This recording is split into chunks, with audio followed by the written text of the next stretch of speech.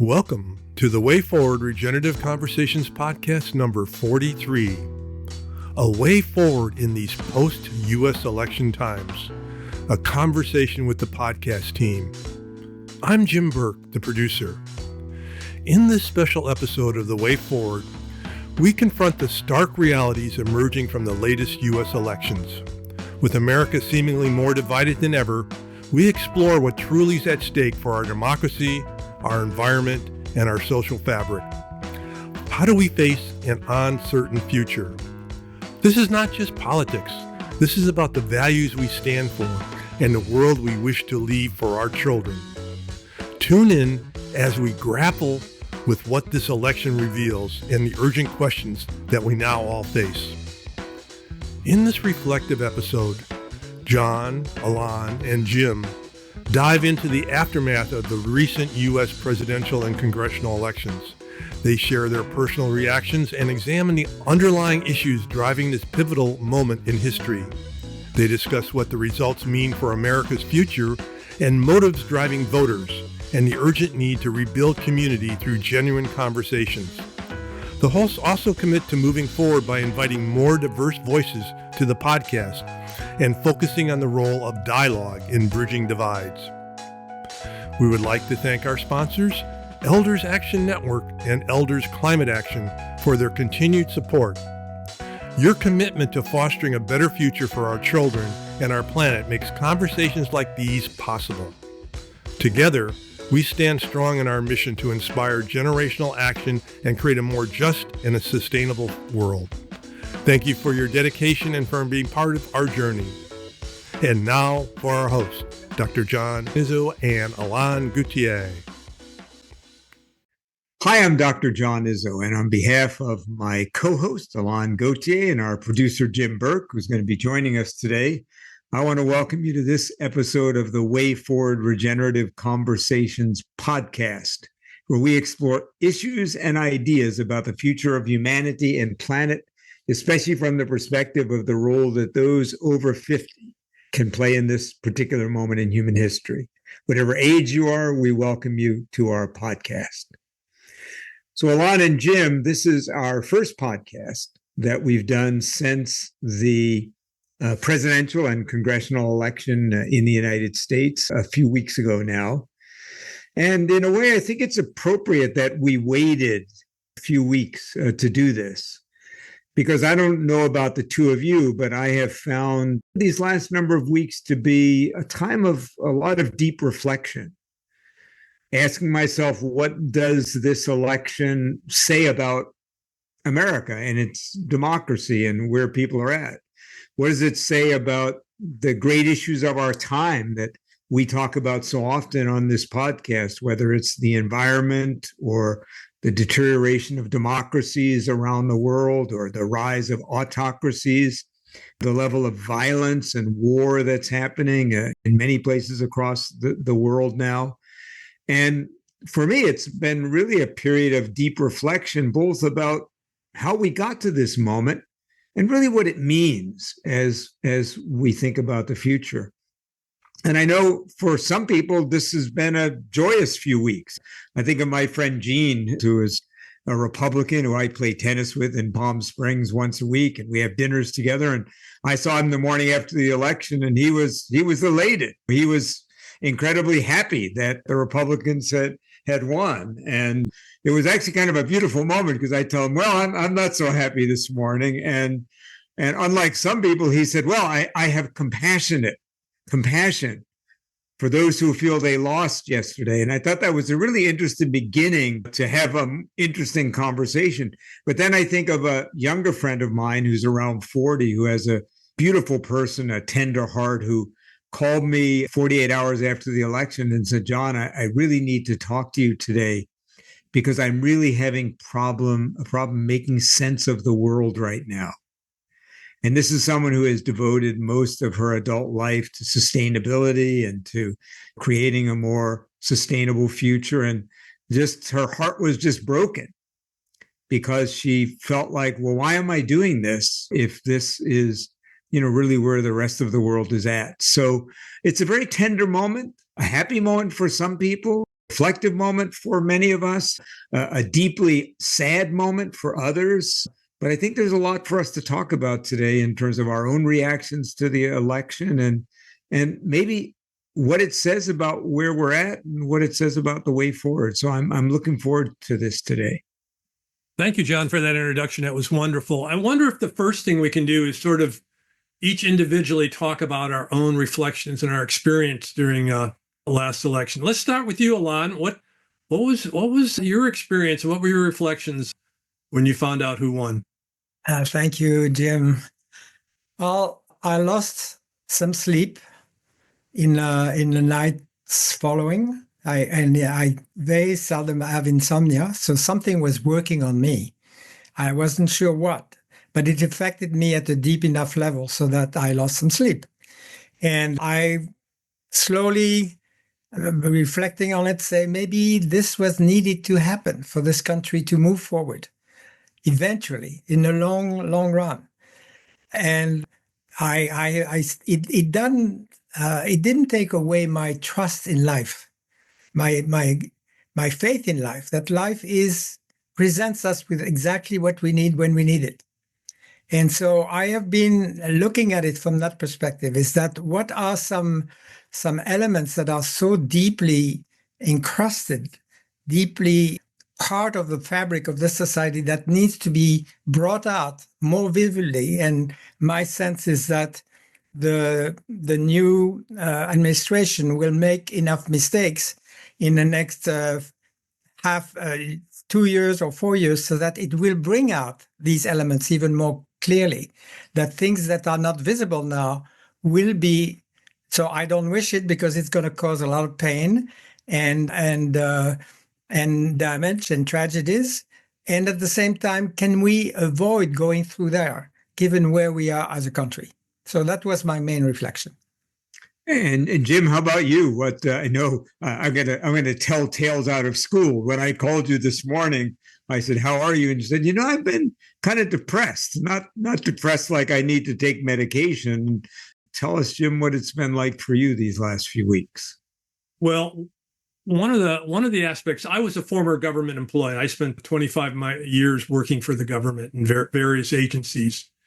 And I felt a lot of compassion toward government employees with Trump's plan for what's going to happen to many government employees. My experience was feeling down, depressed, actually shocked. I didn't expect it to happen. I honestly was caught off guard. I had to be living in a bubble or something like that, but I didn't see it. I saw Trump as the person, and be honest with you, Trump is repugnant to me, and I just couldn't imagine how people voted for him, but they did. They voted for not necessarily him, but for what he was standing for. So one thing that struck me, really hit home very hard for me, is that I'm 76. The next election, I will be 80 years old. And so I'm in the last decade of my life. And climate change and social justice is very important to me. And my fear is that we won't be moving forward in any of those areas. We'll be just trying to hold our ground, struggling to do that. So I'm really asking myself, what is the work I need to do now? What am I called to do in this time of crisis, of dramatic change, of the unknown? And I'm just excited that we have this podcast here, that we can talk about this. We can share this between each other and all of you. So, John, what about you? What are your reflections? Well, I'm probably one of those people who wasn't surprised. I was sad, disappointed, because it wasn't the outcome that I wanted, but I wasn't surprised. This very much reminded me, well, I'll get to the intellectual part. So first, I wasn't shocked by it. I was saddened by it. And it kind of collided for me with a lot of other things.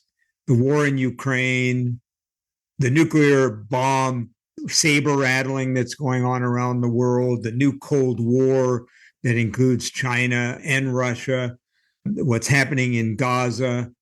It just all kind of came together for me. And I just had this moment when I thought, I just was very discouraged about the future of humanity. I thought all these years of evolution, all these years of thinking that our thinking was progressing.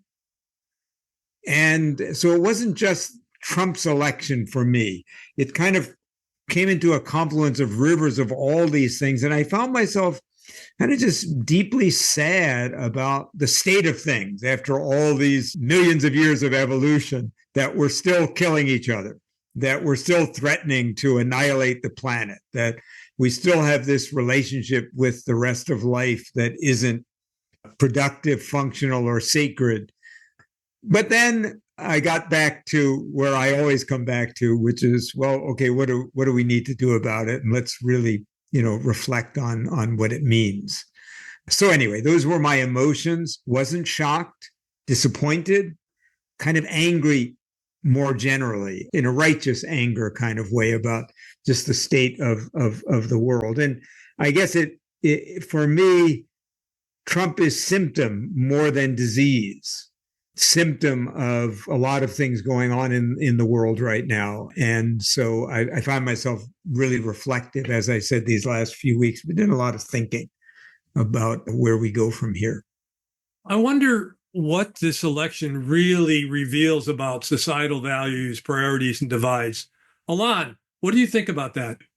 I've been taking a little more time to try to understand what made Trump's supporters stand the way they did. And for me, it's mostly materialistic motives. People who are, I live in a bubble too, Jim, and I am very far away from people who are living from paycheck to paycheck, have difficulty paying their medical expenses, etc. So, and the fact that the Democrats did not empathize with that enough, at least not historically, they have lost that part of the population, made me reveal that actually, along with what John was saying about the state of where we are, is that because people have no possibility to go beyond their materialistic needs, but it overemphasized that dimension. And the fact that one of the party did not address that very well made that election even more possible, because they felt unseen, undervalued. And so I have respect for where they're coming from. And at the same time, it also indicates the fact that our values, our neoliberal values, are very materialistic oriented. There's not much room for any other dimensions of life, in the way at least the political discourse comes about. So that's one aspect of it. John, from this election, we can see there are divides in this country. What are those divides, and how do we create conversations to bridge those divides? How do we move forward, given what we went through? Well, first, I want to piggyback. Really good question, Jim, and I do want to answer it. But I want to piggyback on something that Alain said, which is, there's a whole complex set of things that created this outcome. It reminds me very much of the 1980 election where Ronald Reagan ran against Jimmy Carter. Carter, like Biden, was quite an unpopular president, mostly because of the things that happened while he was in office, many of which he couldn't control. A global oil embargo, rising price of gasoline, America's lost sense of its place in the world, and then the hostages in Iran and the sense of impotence of America to even get these hostages back from another nation. And I think this was a very similar election in a lot of ways. You had Americans in a funk and in a bad mood about inflation and the price of things. A president who was unpopular, probably beyond what he should have been unpopular for, being blamed, as Carter was, for the instability in the world and being blamed for, a pandemic-fueled inflationary spike. And one of the questions to ask about 1980 in retrospect now is, was 1980 simply a reaction to those events, similar to today in terms of resonance, or was something deeper happening? it turned out something deeper was happening. Reagan turned America back towards individualism, right, away from government as having an important role in solutions. He was not, of course, like Trump, an isolationist, but you could say he had a seismic shift of refocusing on America as strength, military strength as the source of creating lasting peace, an interventionist America. So now one of the questions we have to ask, and then another thing that contributed to this was the male-female divide. The number of men, especially young men, who voted for Trump, which I believe is indicative of the feeling that men in America, especially young men, feel left behind in a whole variety of ways. You know, as Jim Carville said, progressives have been telling men, don't drink, don't watch football, watch your pronouns, and kind of stay out of the way. And even the way the Democrats ran this, it was like an election about women. And I'm all for, of course, almost all those issues around the rights of women. But I think it was a mistake. And Trump tapped into somehow a kind of revenge, in a way, of men to say, wait a minute, don't forget about us. So the point I'm making is it wasn't so much a great love of Trump. It was very similar, I think, to the 1980 election. But then the question becomes, there's some deep things in there, though. The dislike of immigration, the focus on America first and an isolationist America rather than a America involved and engaged in the world. These are potentially seismic shifts. And I think what we don't know yet is how strong that vein runs in America versus what Alain said, which was the bread and butter. And one last thing I'll add to that is Joe Manchin. I'm not a big Joe Manchin fan because I feel like he kind of traded teams, at the wrong time. But Joe Manchin said something really important. I saw an interview with him a few days after the election. He said the people in the middle elected Donald Trump and the Republicans, not the people at the extremes. I hope they will remember that when they're in office. And I think both progressives, more liberal-minded people, and more right-wing people, conservatives, need to remember that the middle actually determines almost all elections in America. And I think what's really interesting is that the middle, for some really bread and butter issues, swung in the direction of Trump. They could easily swing back the other way. And one of the really interesting questions is how deep is that anti-immigrant, isolationist, America first strain now in America?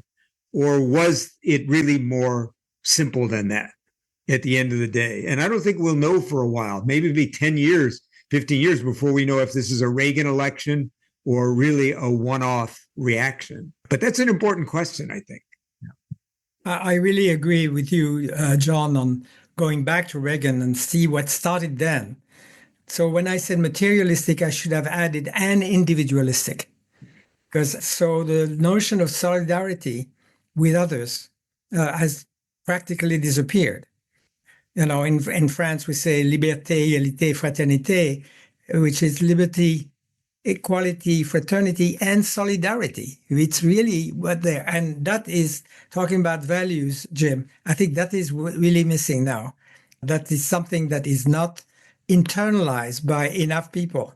And of course, you can't blame people who are barely existing, subsisting, not existing, to also want to be solidary, to be showing solidarity for others because they have so little. So it's a conundrum in a way. Because the economic impact accentuates the lack of shared values that would make life as a society possible. Just to piggyback on that for a moment, Alain, and Jim come in, is that I think you're right, Alain. One of the things that really struck me the most in this election is really, in some ways, values really is not what determined the election. It really was really some things that are just about our day-to-day lives. And as you said, Alain, it's so important that we have to recognize the level of middle-class angst that's going on, not only in America, but in Europe as well, in many parts of the world. Because over the last 2 decades, while the middle class in the developing world, their standard of living has risen. The standard of living for the middle class in the developed world, in places like Europe and Canada and the United States, has actually deteriorated, so that the children of the middle class today might expect a less good life than their parents had. And I think that middle class angst is a big factor. And I think you rightly pointed out, Alain, that I feel that the Democrats in this case did not at all connect to that issue. They almost tried to ignore it, right? To their peril, I believe. They ignored the genuine middle class angst. Now, we could say the wealth is being redistributed, and that's true. But just you and your family, you're not at the dinner table thinking about, well, yeah, this is just the big redistribution of wealth from the developed societies to the developing ones. You're thinking, man, my kid's life and my life is going to be less good than my parents. And that doesn't feel very good. And I feel the Democrats did a terrible job of empathizing, as you said, even though I think their policies are probably better for those people. I could argue, make a good case for that, but they didn't really empathize at all with that. Instead, ran on some issues they thought would win the election, like sound democracy and the right for choice, all of which are important things. But that's not what determined this election. Well, it was not just middle class angst. It was also the working person. The working person traditionally was in the Democratic Party, but we didn't see that this time. We saw the working class moving toward the Republicans, supporting them because they were speaking to them. What was their message to them, do you think, John? Well, I think their message was, first of all, they've forgotten about you, right? The second message was just look at the facts, look at inflation. And now the truth is, the job market is very strong in America. It has the strongest economy in the world. It had lower inflation than almost all other developed countries in the world, and let alone developing countries during the pandemic and afterwards. But I think they tapped into the genuine feeling that things are not getting better. And they were able to use the age-old tapping into the blaming the other, blaming immigrants, blaming those who are newcomers for the problems that we have. But again, I don't think that really is what determined it at the end of the day. Was all these things together. Like each one of them alone would not have been enough. But the rural and working people feeling left behind, men feeling they're not being talked and communicated to, lack of empathy or feeling there was really a plan to address inflation, a sense that the border was out of control, and people's belief that things were better when Trump was president. Now, you could say objectively, inflation was lower, we weren't in wars, so maybe objectively it was better. I don't think it had anything to do with Trump, but there was a nostalgia for the feeling that when Trump was president until the pandemic came, we weren't at war, the economy was good, inflation was low, and people kind of bought the idea, I think at least a meaningful number of people, that we could go back there. I don't think that's what's going to happen, but that's, I believe, the message that people heard. And so that message went out to both the middle class and the working class. But there was another class involved here. It was the billionaire class. They went in big, especially Elon Musk. Alain, what do you think their effect was on the election? Massive. And of course, the figurehead was Elon Musk, but there were others being involved. And it reinforced the idea, at least in some people now, that we are already in an oligarchy. We're not in a democracy. A small elite of very rich people actually have been preparing this for decades, not just last year, for decades. And they are now deciding who gets elected, who gets to be a Supreme Court judge.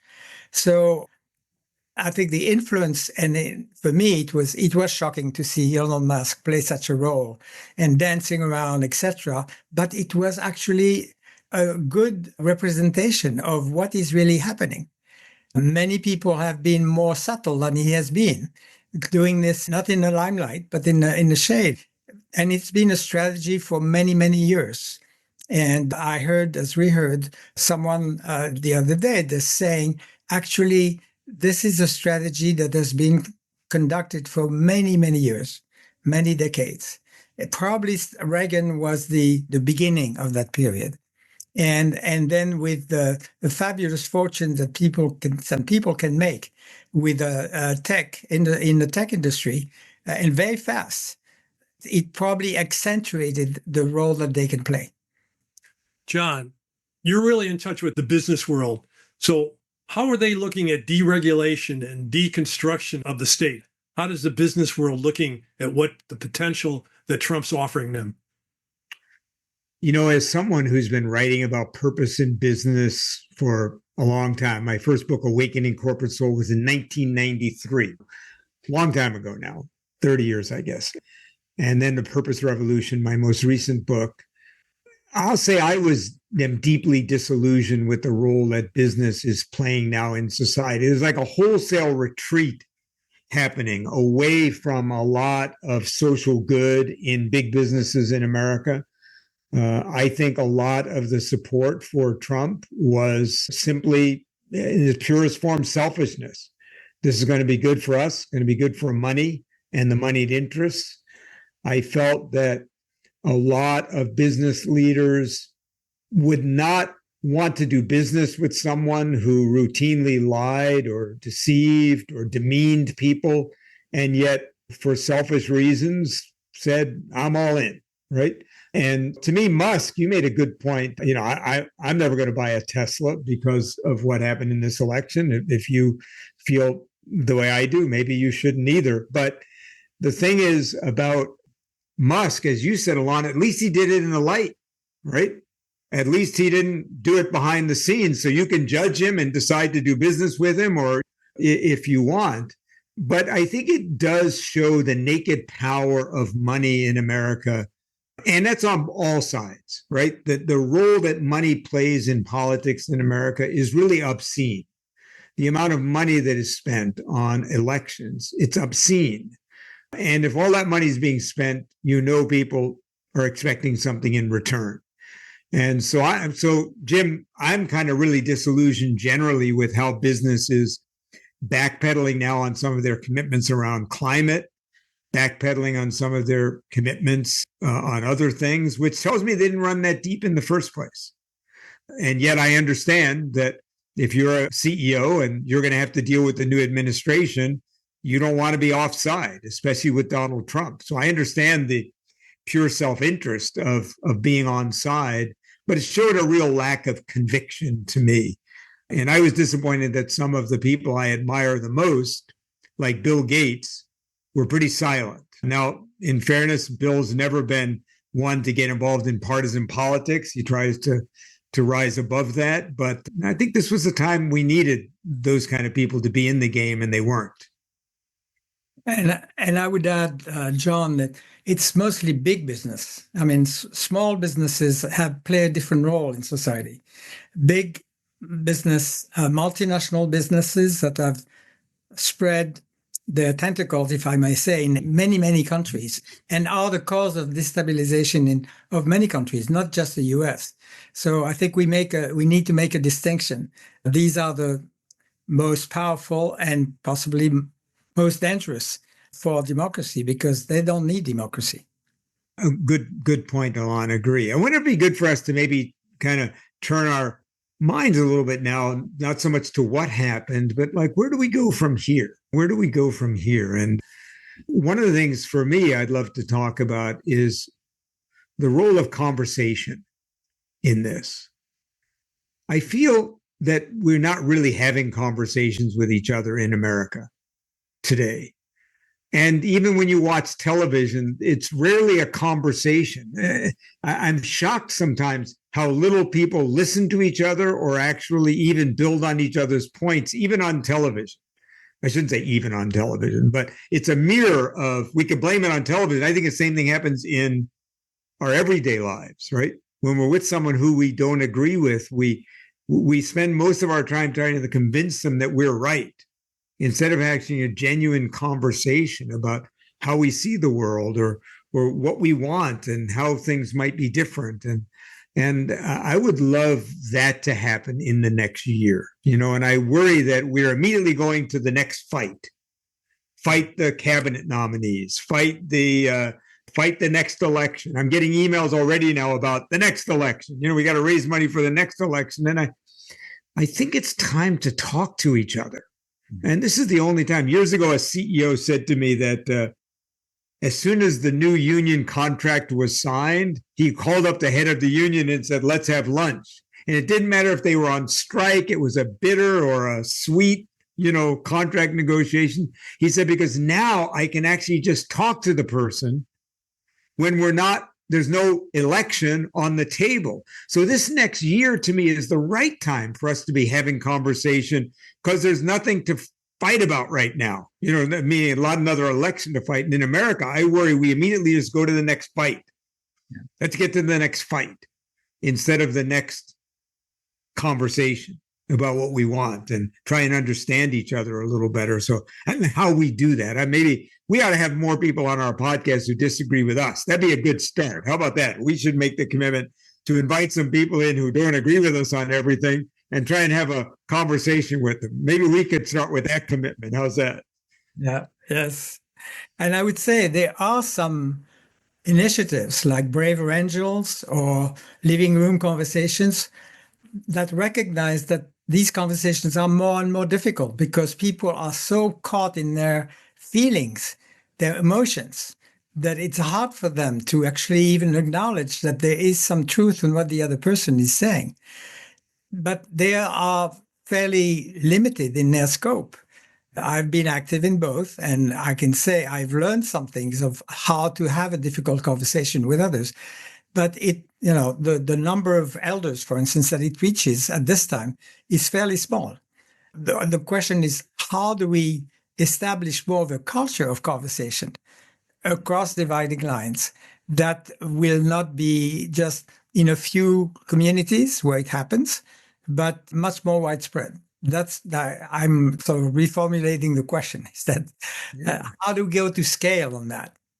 Well, first thing I want to say is that for the next 2 years, really nothing's going to happen at the federal level except to try to prevent the destruction of the government.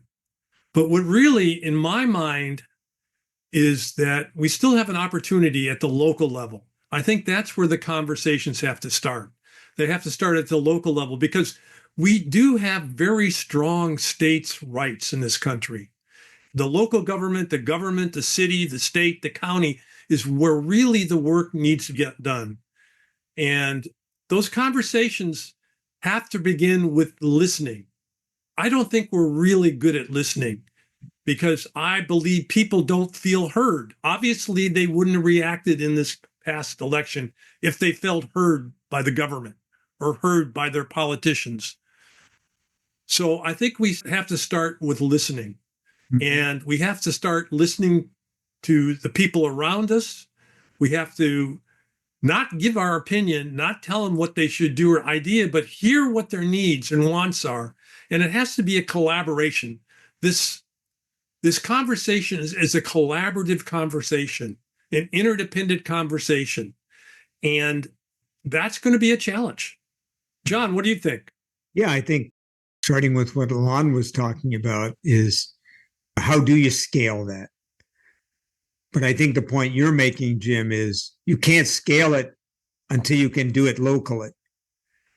So I think first it begins with each one of us in our own lives. Wouldn't it be a great assignment for each one of us, meaning us and our listeners, we all have probably, people who, I certainly have a few people in my life who voted for Donald Trump, who see things differently than I do. I would love to sit down with them and say, now that the election's over, I'd love to have a conversation with you about your thoughts about why you made the choice you made. And even more importantly, where do you think we have to go as a country? And how can we come together to solve the problems that we face? So I think it begins with us. We have to, we can't scale it till we can do it. And I think, Jim, as you said, we can often do it locally because the problems that we face locally are often more practical ones than ideological ones. I remember the night that Donald Trump won the first time, I was in Louisville, Kentucky, and I was speaking to a business group that day. And, Louisville is a purple city in a red state. a lot of Democrats in Louisville and a lot of Republicans. So I was at the hotel, the Marriott, where the state Democratic Party was gathered to celebrate Hillary's victory. It was a pretty quiet night at the hotel, and a lot of Democrats in shock. And I was speaking at 8 a.m. the next morning to this group that I knew would probably be 50-50 Republicans and Democrats. And I wasn't talking about politics, but you walked into the room and you could feel heaviness in the room.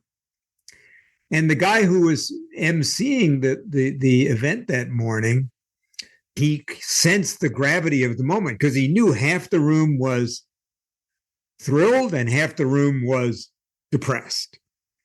And in those days, people were not as vocal about their support for Trump the first time around, right? And you know what? They have a right to be for whoever they want to. So they shouldn't be embarrassed. If you're a Trump person, okay, I'm a Trump person. But I love what he said. He got up and said, what do we do on a morning like this? And he said, we do what we've always done in Louisville. We get together and we solve problems. And I thought it was such a profound thing to say, knowing that half the room got what they wanted, half the room was heavily depressed. He said, what do we do in a moment like this, knowing the Red Sea division that existed in the room? He said, we do what we've always done in Louisville. We get together and we solve problems. So I think you're right, Jim. It starts locally, and the conversation has to start in our own circle. Because if we can't do it, we can never scale it if we can't do it in our own circle. That's a fantasy, I think. I completely agree with that. And I chose the wrong word. I didn't mean scaling in the sense of going up there all the way, but going beyond a few limited or worthwhile experiments locally to something that spreads in more localities. And myself, I am considering looking at how can I do this locally here in Portland, but not just with people who think like me. And that's a challenge because I live in a bubble. How do I reach, across the aisle, if I may say, in a way that is genuine? And how do I listen from the heart? And I speak from the heart to the people that are not in the same opinion to me. So there are ways of handling a conversation with people that have very different opinions that also are very useful. So I agree with you. It's not scaling, but multiplying, if you like, experiments in enough communities that my sense is that this country is going to rebuild itself from the bottom up, not from the top down. Though I do agree with you, it needs to be scaled. Yeah. Meaning, if it's going to have an impact on the society, we're going to have to find a way that these conversations, as you said, happen all over the place and at different levels. Let me offer you an approach that I developed that I think is useful in a conversation. And this is just the simplest conversation. You get a sense that one person says something and the other one's thinking about what they're saying. As soon as they finish, they talk. So they're not really having a conversation. They're just facts are going back and forth. So how I like to approach a conversation is I have a worldview. I have a worldview based on my experience, my education, where I live. And what I need to do is I need to set that aside. I need to put that aside. And in the person I'm talking to, the person I'm having that conversation with, I have to really see the world through their eyes. I was a therapist for many years, and I was trained by a very good psychiatrist. And one of the things is a lot of my patients were schizophrenic. And so to really help them, to connect with them, I would have to set aside and see the world as they described it. And once I saw the world through the way they saw it, they began to trust me. And that happens with anybody. If you're sitting in a conversation with someone, that doesn't mean to agree with their views or their points of views, but you see the world through their eyes. There's this instant relaxation and trust. And Alain, I think you're doing a lot of good work in the rep process around worldviews and how to step out of your worldview so that you can connect with another person. Because there's always something we can agree with, everybody. And in your community, there's certain parts of your community everybody agrees on. You start with that. If somebody knows that you can see the way they see the world, they trust you. What do you think about that, Alain? I completely agree. And in fact, when I mentioned earlier listening from the heart, it is listening to with empathy, trying to be in the other person's place and seeing what it is like for them. So I couldn't agree more. To set up conditions where this is possible and attract people around a table that have very different worldviews. That's where I find myself that challenge. And where I am here locally, I mean, Portland is a fairly green, not green, well, yes, it's green too, fairly blue city. And to find people who are willing to engage in that, I may need to actually reach out beyond my traditional circles. So completely, absolutely. That's what needs to happen. When you were saying that, Jim, I thought of Fran Lebowitz, the Jewish philosopher, said that there are only two forms of communication: talking and waiting. So you're just waiting for your turn to get your point in. And we're all guilty of it, right? As opposed to just deeply listening and, as you said, turning the camera around and how the world might feel for and see from that other person's eyes, that other person's perspective. One of the other things I've been thinking a lot about is how every issue now in America is become entrapped in the left-right divide. And that worries me a great deal. I think the environment is a good example. There's no reason the environment should be a part of the left-right divide. It didn't used to be. It used to be Republicans and Democrats came together because they saw the fact that if you could have clean air and clean water and protect the environment, that it was good for the present and good for the future. But it now is a part of the left-right divide. And I think that for me, I've been thinking a lot about how those of us who think of ourselves as more on the progressive side, I tend to think of myself as a common sense moderate, with progressive tendencies. But, I think a lot of people, progressives, feel like people have to be with us on every issue. Like you have to buy the whole bento box, to use a sushi analogy, right? If you don't like tempura, you can't have it. You can't have California roll if you don't buy the tempura with it, right? And I feel like we've put all these issues together. You got to be anti-police. You have to be pro-government spending, even if it's obscene and out of control, right? You have to be anti-traditional masculinity. And I could go on, right?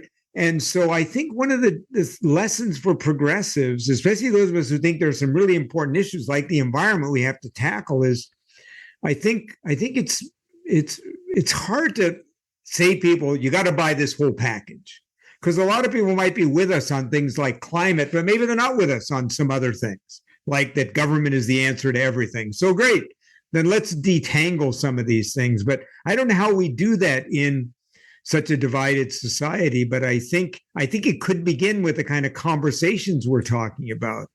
But I think that's a real challenge, is the fact that you got two bento boxes, one on each side of the political spectrum, and same thing on the conservative side. Well, you have to be anti-immigration, you have to be anti-women's rights, you have to be anti-government, right? You have to be anti-green energy in order to be a conservative.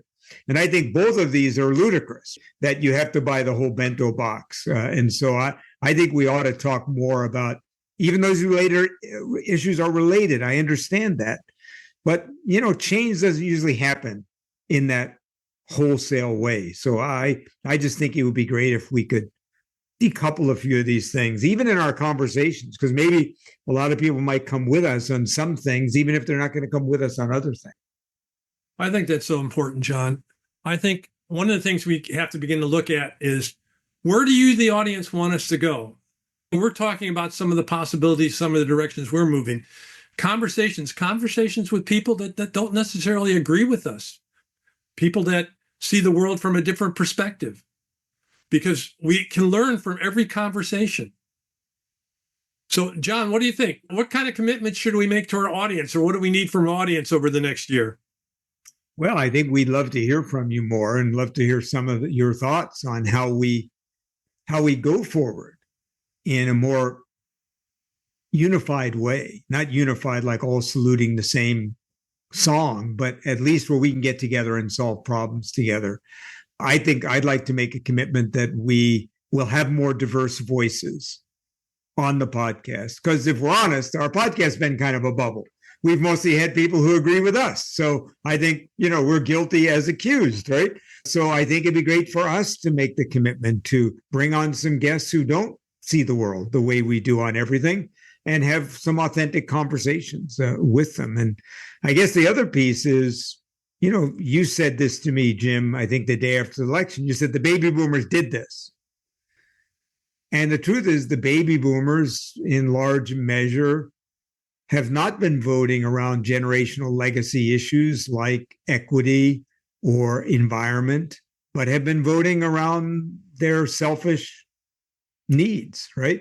And I think we have to be honest about that as a generation. So I think there's work to be done too, trying to engage baby boomers especially, but those over 50 to really make this generational legacy work a part of their mission, especially around environment and climate, and just having a civil society where we can get things done together, some things that maybe we can agree on. And there's a lot of work to be done, I think, helping the boomers be more generative and not so focused just on the self in terms of the choices we make. Now, some of them might come on here and say, no, I voted, the way I voted because I am thinking about the future. And this is where, again, we have to be open to there are people who do think differently about the future. But for sure, I want us to have more people, more diverse conversations. And here I don't mean the traditional way we think of diversity, but, people who see the world a little differently than we do. I think that'd be good for us. And I'd love to hear more from our audience about what they see and what they'd want. It would be very helpful to do that, John. I'm wondering, maybe that's a little more complex to put together, but to invite not just one person, but two persons who have different opinions, but who would be skilled enough to demonstrate how do you look for common ground in front of us. I don't know whether it's doable, but I think in terms of the podcast being an inspiration for others to do that in their life, that could be a possibility. Well, surely there must be two of those people in America. If we can't find two, we're in big trouble. We're in big trouble, yes. Because some of these habits are mental habits are so deeply ingrained. And sometimes in my worst days, I say, well, it is going to take some very dramatic incidents of climate or something else for people to begin to show some solidarity one vis-a-vis the other. We saw that possibly in some of the states that were affected by the hurricanes not too long ago.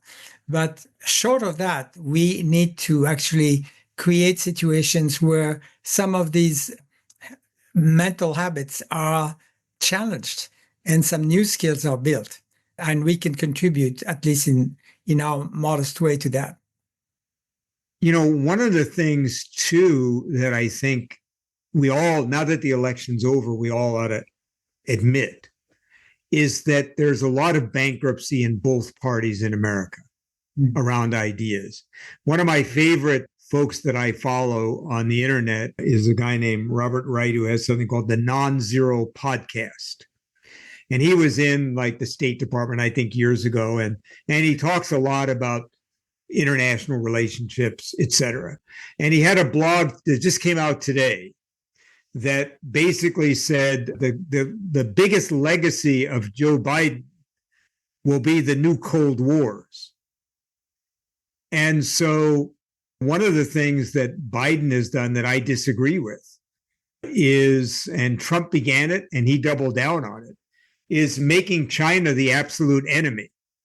Obama tried to find common ground with China because we share two important common grounds with China, which is international stability and a stable climate, both of which you could argue China has an interest in. And Obama and Xi Jinping actually said, yeah, we work on that together. Trump, during the pandemic and his America First really started attacking China. Now you cannot find hardly anyone in the Republican or Democratic Party who thinks we can have a constructive relationship with China. And the idea is ludicrous because there is no way forward for humanity if America and China are in a cold war with each other for the next 20 or 30 years. My point is not to blame Biden entirely for it, though I think he shares some blame, as does China, is that we need new ways of thinking. And neither party represented a new way of thinking. The truth is, everyone is locked in some very old ways of thinking. And while Kamala Harris said she was a new generation of leadership, I didn't buy it in the sense that it was the same mentality, just better than what I saw in Trump. We do need a new generation of conversation in America. And I think the two-party system is just serving us so poorly. It creates a natural divide. I have to be against you. And both parties are mostly bankrupt for creative ideas about the problems of the 21st century. So now I'm really on my hobby horse, but I feel like this is a great time too to question whether the whole thing is working. And I think if we could break the lock of the two-party system in America, it would be really good for America. But no one talks about it. There's just the assumption that that's the way it is. And these parties have a strong interest in not letting anything else happen besides this two-party for us and against us system, which to me is quite dysfunctional. And now they're all in absolute alignment of creating enemies all over the world, which is not true. Look, Russia is the enemy right now because of what Putin is doing. But even there, we're going to have to find a constructive relationship with these countries going forward. We can't just keep upping the ante until we finally push the nuclear button and do each other in. It's not an option. Well, I want to say, remember, democracy is an experiment, and it was built to evolve and change. It just hasn't been doing any lately. That's right. Yeah, it was built to change, but it hasn't. But it hasn't been. Yeah. The other thing is China. I mean, it could be called the evil empire, but China makes the cheapest solar panels in the world.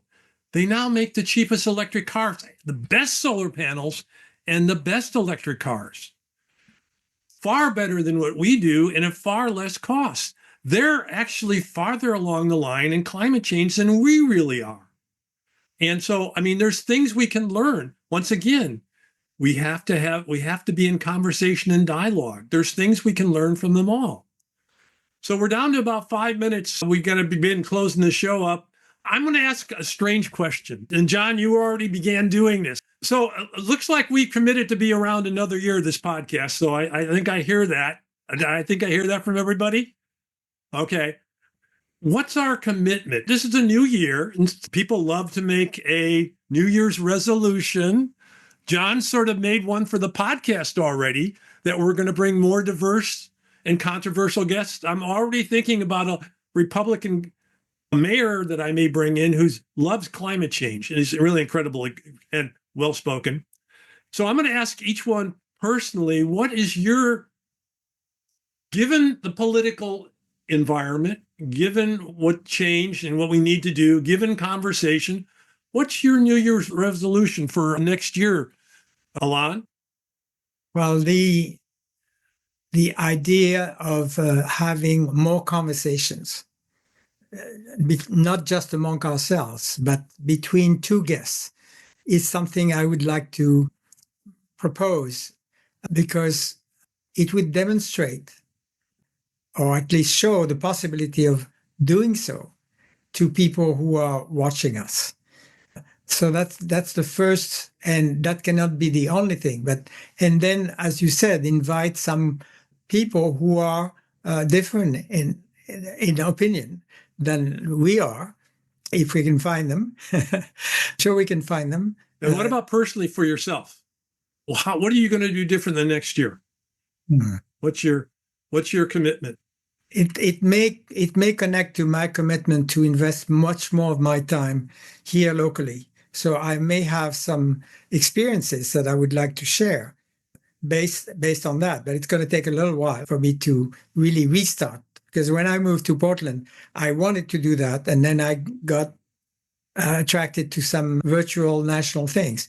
But I would like to experiment with that. Great, thank you, Alain. How about you, John? What's your New Year's resolution?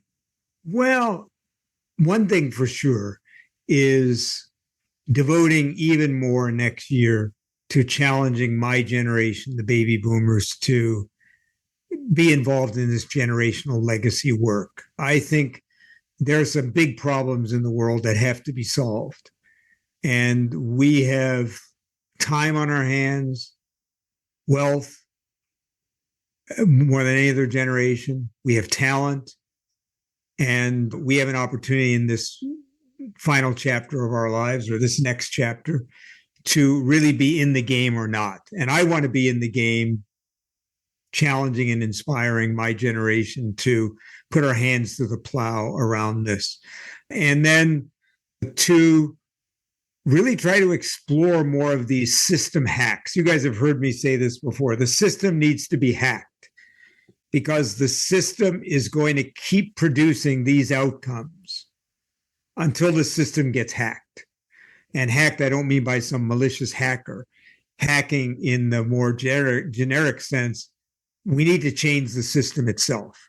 And I think that I'd like to devote more time in our conversations and in my own life to try and explore some of those hacks and really elevate people who are thinking about the way we might hack the system and create something different. How about you, Jim? Well, my New Year's resolution is to you, our audience, and to my co-hosts, John and Alain. I need to put more work in attracting guests, to getting this podcast out, to making this podcast. And one of the things about this election is that more people went to podcasts and YouTube and got their news than from the news. And they were getting, the quality was great. So I want to make sure the quality here is great. The content is great. We have those people who want to. But what I need from you is please subscribe to our YouTube channel. Subscribe to our podcast. Let us know you're there. What that does is inspire us to do this good work. And it brings us coming back with good guests and good stories of this boomer generation stepping forward. We want to tell you those stories. We want to inspire you. We want to get you out there and do this work locally. So please subscribe to us, let us know, and we'll be there for you. And I'm going to let John close now. Yeah, and I agree, Jim. I'll double down on that. We'd love to hear more from you. We know you're downloading and watching and listening, but we don't hear from you as much as we'd like. And it's not because we want a pat on the back, though those are always welcome, but we just want to interact with you more. So please, if you do listen to us and you engage with the ideas, reach out to us. We'd love to be more in touch with you and create more two-way conversation, not just a one-way conversation from us to you. So first of all, thanks again for another great conversation with the two of you today. I think I'll close by talking about a book I'm reading at the moment. Some of you probably saw the movie, maybe many of you, Hotel Rwanda. It was a really movie about the genocide in Rwanda where, you know, 1 million people were slaughtered in a very short matter of a very few months, and many of them brutally killed with machetes. And for no reason really at all at the end of the day. And in the movie, Nick Nolte played a Canadian general named Romeo Dallaire, who was leading the UN peacekeeping mission in Rwanda and fought with no success to get the world to intervene in the genocide. Well, Dallaire is now a retired Canadian general and has devoted his really life to creating peace. And in his most recent book called Peace, A Warrior's Journey, he talks about his experiences in Rwanda, but also where we're at in the world today.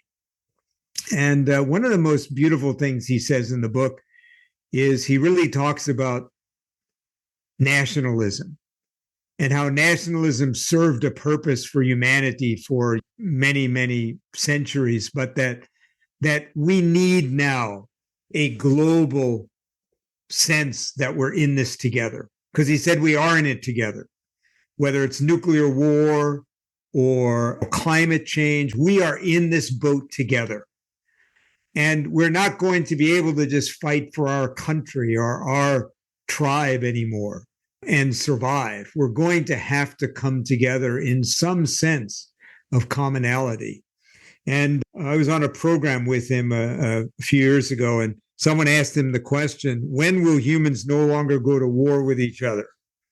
And I couldn't wait to hear what's General Dallaire going to say. And he said, well, it might be 100 years.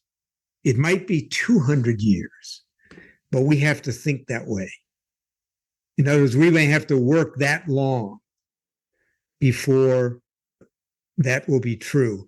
And, what gives me hope is there are millions and millions, maybe even a few billion of us who haven't given up the hope. As you said, Alain, haven't given up on the idea that we can live on this planet in peace, that we can live in harmony with the rest of life and not destroy it and destroy ourselves in the process, that we don't have to live in a world where many have nothing and a few have everything. And it may take 100 years. It may take 200 years. And all I know is I'm going to be at it until I live, as long as I'm going to live. And I hope my children and your children will also be in that, because it may take that long. So we have to stay with it. So for now, we want to thank you, our listeners. You're why we're here. And as Jim said, we'd love to hear from you more in 2025. How about starting with this podcast? We'd love to hear from you. Reach out to us. We want to create that two-way conversation beginning with you. For now, we wish you happy holidays. May the world somehow find peace in this moment in time. And we'll see you next time on The Way Forward. Good day. Thank you for joining us in this episode of the Way Forward Regenerative Conversations podcast. I'm Jim Burke, the producer. We'd like to extend our heartfelt thanks to our sponsors, Elders Action Network and Elders Climate Action, for their unwavering support in making this podcast possible. Their dedication to empowering elders to take action on climate change and social justice issues is truly inspiring. If you found this conversation as enlightening and motivating as we did, please subscribe to our podcast and YouTube channels. Your subscription helps us continue bringing these vital discussions to a broader audience. Don't forget to share this episode with your network, and let's work together to build a better world for all generations. Find us on YouTube, Apple Podcasts, Amazon, and now on Instagram and YouTube Shorts. Together, we can make a difference. We'd love to hear your feedback on today's episode and any suggestions you have for future guests. Please send your thoughts and recommendations to thewayforwardrc@gmail.com. Your input is invaluable in helping us shape the future of this podcast. To learn more about our sponsors and get involved, visit Elders Action Network at eldersaction.org and Elders Climate Action at eldersclimateaction.org. Thank you for being part of the Way Forward community.